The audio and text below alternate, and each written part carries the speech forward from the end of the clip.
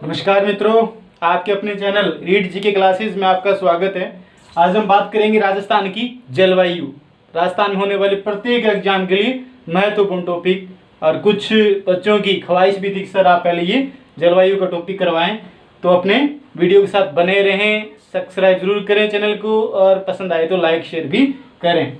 तो चलिए हम बात करते हैं सबसे पहले जलवायु की, कि जलवायु है क्या। कई बार छोटी क्लासों में जलवायु और मौसम में अंतर भी पूछा जाता है कि जलवायु और मौसम में अंतर क्या है। तो मौसम से हमारा तात्पर्य है सीमित समय में होने वाले मौसमी दशाओं में परिवर्तन, जैसे कि थोड़े समय में बादल आए, वर्षा हुई, हिमस हुआ, तापमान बढ़ा घटा, ये क्या है, मौसमी स्थिति है। और लंबे समय तक यानी कई वर्षों तक मौसम में होने वाले बदलाव, जैसे कि लगभग 35 वर्षों का समय मानते हैं। 35 वर्षों में किसी स्थान के तापमान की बात करते हैं, आर्द्रता की बात करते हैं, नमी की बात करते हैं, वहाँ चलने वाली हवाओं की बात करते हैं, उनमें होने वाले जो वास्तविकता में औसत जो हमारे सामने आता है उसे हमने जलवायु नाम दिया। यानी लगभग 35 वर्षों के बाद थोड़ा जलवायु परिवर्तन देखने को किसी स्थान का मिल सकता है। वर्तमान स्थिति में तापमान का बढ़ता हुआ पाया जा रहा है, यानी तापमान बढ़ता नजर आ रहा है। वैज्ञानिकों की शोध के माध्यम से हमें पता लगा है कि तापमान बढ़ रहा है पृथ्वी का। तो अब हम बात करें आगे इसी बात में कि हमारे जलवायु की बात करेंगे, तो सबसे पहले हम बात करेंगे जलवायु को प्रभावित करने वाले कारक। लेकिन उससे पहले हम देखेंगे कि हमारे राजस्थान की बात आज कर रहे हैं, दो रूपों में करेंगे, सामान्य अध्ययन और एक कोपेन का वर्गीकरण। सामान्य और एक कोपेन के जलवायु वर्गीकरण के बारे में हम बात करने जा रहे हैं। तो हम सबसे पहले बात करेंगे राजस्थान की स्थिति के बारे में। तो जैसे कि अपने को ज्ञान है कि 0 डिग्री की जो रेखा है, विषुवत रेखा जो है, यहाँ 21 मार्च को सूर्य की किरणें लंबवत पड़ती है। 21 मार्च को सूर्य की किरणें यहाँ लंबवत पड़ती है। इसके बाद सूर्य उत्तरायण होने लगता है, यानी सूर्य उत्तर दिशा की ओर बढ़ने लगता है, यानी गर्मी अब उत्तर दिशा की ओर आने लगती है। तो यहाँ अपने राजस्थान की बात करेंगे तो कर्क रेखा जो कि 21 जून को, यानी कर्क रेखा जो 23.5 डिग्री उत्तरी अक्षांश पर स्थित है, और 21 जून को कर्क रेखा पर सूर्य लंबवत पड़ता है। कर्क रेखा राजस्थान के दक्षिणी भाग बांसवाड़ा के बीचों बीच से गुजरती है। तो यहाँ अपने राजस्थान में सबसे गर्म महीने की बात करेंगे, या मतलब यहाँ 21 जून का जो दिन है सबसे बड़ा दिन भी होता है, और यहाँ अपने गर्मी भी रहती है बहुत ज़्यादा। तो यह क्योंकि सूर्य की किरणें यहाँ लंबवत पड़ती है, सूर्य की किरणें जिस स्थान पर लंबवत पड़ेगी वहाँ तापमान अधिक होगा। तो अब हम बात करें अपने ऋतुओं की, ऋतुएं कितनी है। तो अपने ऋतुएं जो है वो 3 है, मुख्यतः 3 ऋतुओं का वर्णन किया जाता है। कौन कौन सी, तो हम बात करेंगे गर्मी, वर्षा और सर्दी या शरद ऋतु। ग्रीष्म ऋतु की बात आ गई, वर्षा ऋतु और शरद ऋतु। तो ग्रीष्म ऋतु की बात हम करेंगे तो ये मार्च से लेकर के मध्य जून तक रहती, मध्य जून तक। वर्षा ऋतु की बात करेंगे तो मध्य जून से लेकर के यह सितंबर तक चलती है। और शरद ऋतु की बात करेंगे तो ये अक्टूबर से लेकर के फरवरी तक। ये अपने राजस्थान के अंदर ऋतुओं का वर्णन है। जैसे कि अपने को पता है कि 90% वर्षा है वो अपने ग्रीष्म काल या वर्षा ऋतु में ही होती है, और ये मानसूनी हवाओं के माध्यम से ही होती है। शेष थोड़ी बहुत वर्षा जो अपने मावठ के रूप में जानते हैं, पश्चिमी विक्षोभों के रूप में होती है, वो मध्य सागर से आने वाली पश्चिमी विक्षोभों के रूप में वर्षा जो होती है वो सर्दियों में, जो कि अपने गेहूं और चने की कृषि के लिए आग में घी डालने का काम वो करती है, उसे हम मावठ कहते हैं। ग्रीष्म काल में अपने यहाँ लू चलती है। इसके बारे में कई बार प्रश्न आता है कि लू किसे कहते हैं। ग्रीष्मकालीन तेज हवाओं को, गर्म तेज हवाओं को क्या कहते हैं, लू कहते हैं। ये कुछ सामान्य बातें थी। अब हम बात करेंगे जलवायु को प्रभावित करने वाले कारकों की। तो किसी भी स्थान को ले लें, किसी भी स्थान की जलवायु को प्रभावित करने के लिए सबसे पहले वहां अक्षांशों की स्थिति, किस अक्षांश पर वो स्थान स्थित है, ये उसको सर्वाधिक प्रभावित करेगा। अक्षांशों की स्थिति की बात आ गई, समुद्र से दूरी की बात आ गई। समुद्र से जितना दूर होगा उस प्रकार का बदलाव देखने को मिलेगा। समुद्र से दूरी, फिर समुद्र से ऊंचाई, ऊंचाई की बात करेंगे, वनस्पति की बात करेंगे। ये कुछ सामान्य बातें हैं जो हर किसी स्थान पर देखने को मिलेगी। राजस्थान की बात करेंगे तो यहाँ अपने अरावली भी महत्वपूर्ण है, अरावली की स्थिति भी महत्वपूर्ण है, क्योंकि अरावली जो है क्या कर रही है, अरावली जो बीच का भाग है, यहाँ क्या कर रही है, राजस्थान को दो भागों में ही नहीं बांटती, बल्कि इस साइड का जो पश्चिमी भाग जो है ये क्या है, अरावली वृष्टि छाया प्रदेश के रूप में आ जाता है। यानी अपने समुद्र से आने वाली हवाओं को रोकने का काम ये अरावली पर्वत श्रृंखला करती है। तो अब हम बात करते हैं कि यहाँ इसके लिए एक ट्रिक की बात करें तो आप थोड़ा ध्यान दें इसको, कि समुद्र से दूर, यानी समुद्र से दूर ऊंचाई पर क्या है, अरावली, अरावली पर वन स्थित है। यानी अपने देखें समुद्र से दूर, यानी समुद्र से दूरी, एक बात हमने कर ली, समुद्र से दूरी। दूसरी बात ऊंचाई, समुद्र से ऊंचाई। अपनी जलवायु को प्रभावित करने वाले कारक की हम बात कर रहे हैं। अरावली की स्थिति, अरावली की स्थिति की बात कर ली, और यहाँ उसे उच्चावच भी हम ले सकते हैं, वन और वनस्पति, क्योंकि अपने को पता है कि राजस्थान का पश्चिमी भाग लगभग वनस्पति विहीन क्षेत्र ज्यादातर है, इसलिए यहाँ पर तापमान अधिक रहता है।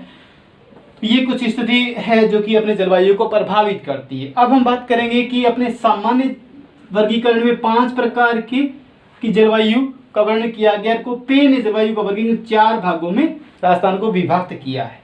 तो अब हम बात करें, आगे चलें अपने, कि अपने ट्रिक को याद रखेंगे आपकी समुद्र से दूरी, समुद्र से दूरी पर क्या है, दूर, ऊंचाई पर अरावली पर क्या है, वन स्थित है। तो समुद्र से दूरी की बात हमने कर ली, समुद्र से ऊंचाई की बात हमने कर ली, उसके बाद अरावली की स्थिति राजस्थान की जलवायु को प्रभावित करती है, और उसके बाद वनस्पति की स्थिति भी जलवायु को प्रभावित करती है। ये कुछ बातें थी। अब हम बात करें सामान्य वर्गीकरण की। पहले बात करें तो सामान्य वर्गीकरण को आप लोगे तो सामान्य वर्गीकरण सबसे पहले शुष्क जलवायु, शुष्क जलवायु है। शुष्क जलवायु में 0 से 20 सेंटीमीटर की वर्षा का आकलन यहाँ पर किया जाता है, कि 0 से 20 सेंटीमीटर तक की यहाँ वर्षा होती है, न्यूनतम वर्षा यहाँ पर होती है। सबसे कम वर्षा वाला जिला भी यहाँ है, कौन सा, जैसलमेर, जहाँ 10 सेंटीमीटर वर्षा होती है। अब बात करेंगे अगला अर्धशुष्क प्रदेश। अर्धशुष्क की बात करेंगे तो यहाँ अर्धशुष्क प्रदेश के अंदर वर्षा जो है वो 20 से लेकर के 40 सेंटीमीटर है। यहाँ तापमान की बात करेंगे शुष्क प्रदेश में तो यहाँ 40 डिग्री सेल्सियस से ऊपर या अबोव, और यहाँ 36 से लेकर के 40 डिग्री सेल्सियस तापमान औसत वार्षिक पाया जाता है। अब बात करेंगे हम, यहाँ शुष्क की बात कर ली, अब अर्धशुष्क की बात हमने कर ली। अब हम उपाद्र की बात करते हैं। उपाद्र जो है स्थान, उपाद्र की हम बात करें तो यहाँ तापमान जो है वो लगभग 30 डिग्री से लेकर के 35 डिग्री सेल्सियस तापमान वार्षिक यहाँ मिलता है, और यहाँ वर्षा जो है वो 40 से लेकर के 60 सेंटीमीटर वर्षा वार्षिक होती है। अब हम ये लगभग स्थान, अरावली का कुछ भाग शामिल हो जाता है इसमें लगभग। अब हम बात करेंगे जो कि आर्द्र भाग, जो कि दक्षिणी और पूर्वी मैदान इसमें शामिल हो जाता है, आर्द्र प्रदेश। तो आर्द्र प्रदेश की वर्षा का भाग है वो 40 से लेकर के 60 से लेकर के 80 सेंटीमीटर वर्षा, और तापमान यहाँ पर लगभग तापमान हो जाएगा अपना 28 से लेकर के 32 डिग्री सेल्सियस। तो अब हम बात करें आगे दक्षिणी का पठार, हमने बात की है दक्षिण के पठार या हाड़ौती के पठार की हम बात करें, और अति आर्द्र के रूप में इस स्थान को जाना जाता है। यहाँ तापमान की बात करेंगे तो तापमान जो होगा वो क्या हो जाएगा, 24 से लेकर के 30 डिग्री सेल्सियस, और वर्षा की बात यहाँ करेंगे तो 80 से लेकर के 100 सेंटीमीटर वर्षा यहाँ देखने को मिलती है। सबसे अधिक वर्षा वाला जिला झालावाड़ यहीं पे है, और सबसे अधिक वर्षा वाला स्थान माउंट आबू भी इसी के अंतर्गत आता है।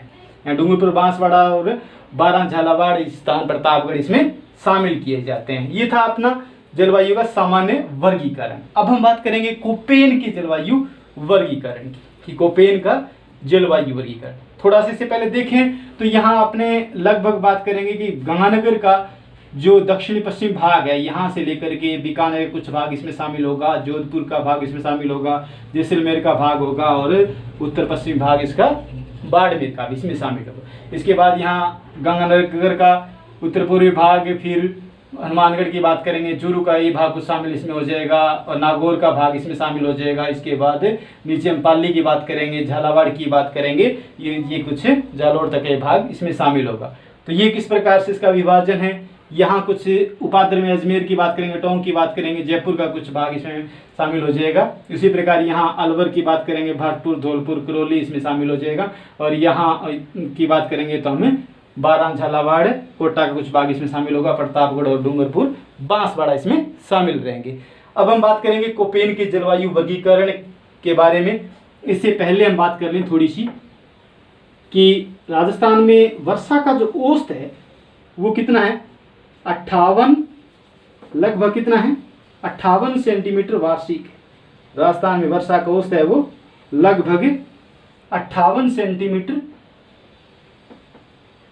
वर्षा का औसत है वार्षिक।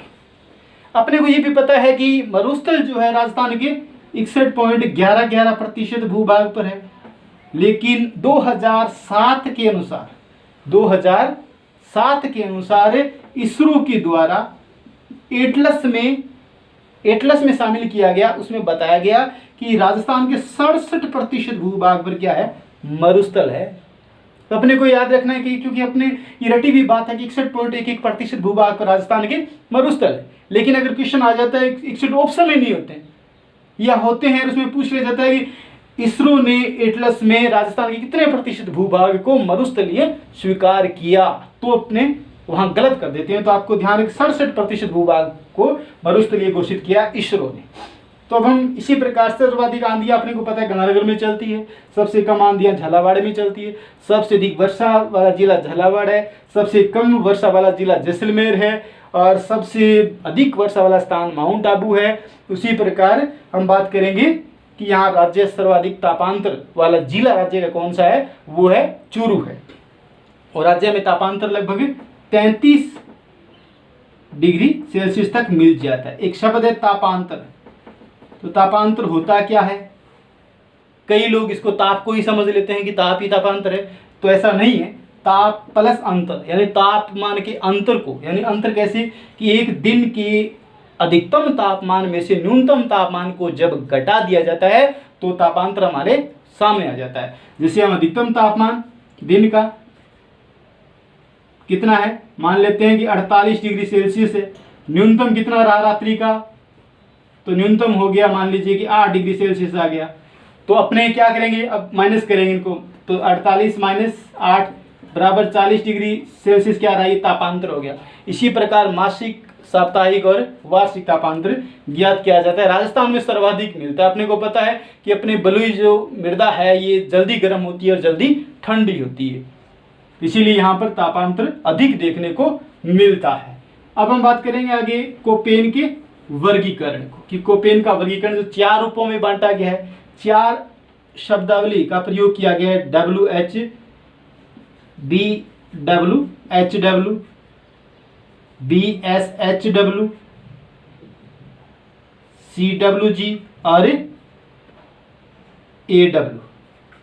ये 4 प्रकार के शब्दों का प्रयोग इन्होंने किया है, इनको हमें याद रखना है।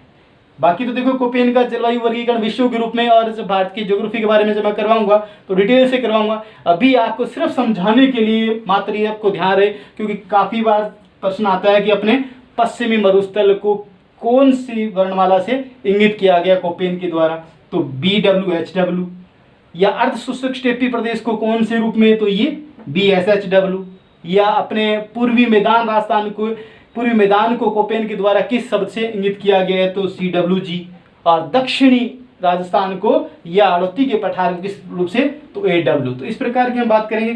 तो सबसे पहले हम बात करेंगे BWHW,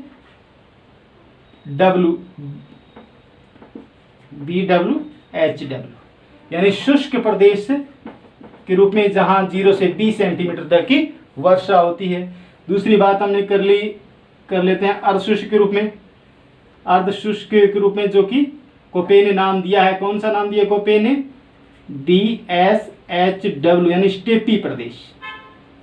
यहाँ मरुद्भिद वनस्पति मिलती है, यहाँ स्टेपी प्रकार की वनस्पति मिलती है। और तीसरा भाग जो कौन सा, उपाद्र के रूप में, यहाँ CWG के रूप में कोपे ने दिखाया है। इंग्लिश के अक्षरों का प्रयोग किया है। इसकी डिटेल के बारे में अपने पहले बताया कि कभी डिटेल में क्लास लेंगे इनकी, तो आप विश्व की जलवायु और भारत की जलवायु के अंतर्गत अध्ययन करेंगे तब।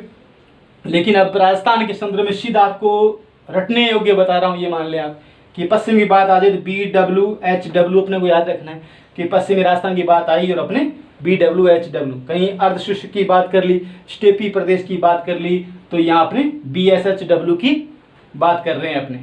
और पूर्वी मैदान की बात करें तो CWG बिना आपको सोचे ही लगाना है। दक्षिण की बात कर लें तो AW का प्रयोग करना है, जहाँ आर्द्र प्रदेश के रूप में जाना जाता है। और वर्षा लगभग यहाँ 60 से 80 सेंटीमीटर दिखाई गई है, यहाँ 40 से 60 दिखाई गई है, और यहाँ 20 से 40 सेंटीमीटर वर्षा दिखाई गई है।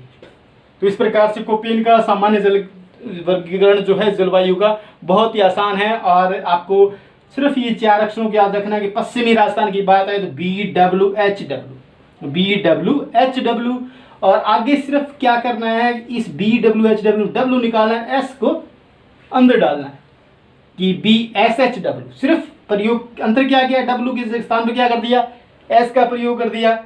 और आगे हमने क्या कर दिया, C और G अलग से लिए, CWG। यानी भूले नहीं कि W का प्रयोग हम 1 2 3 सब में ही कर रहे हैं, 4 W का प्रयोग हम चारों में ही कर रहे हैं। और दक्षिण की बात आ गई तो AW का प्रयोग आप करोगे।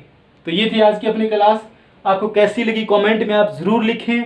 और आपके आने वाले किसी भी प्रकार की समस्या, कोई भी टॉपिक से संबंधित हो तो आप लिखें, उसके बारे में आपको समाधान मिलेगा।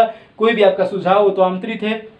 आप ज़्यादा से ज़्यादा चैनल को सब्सक्राइब करें, लाइक शेयर करें, कमेंट करें। That's all.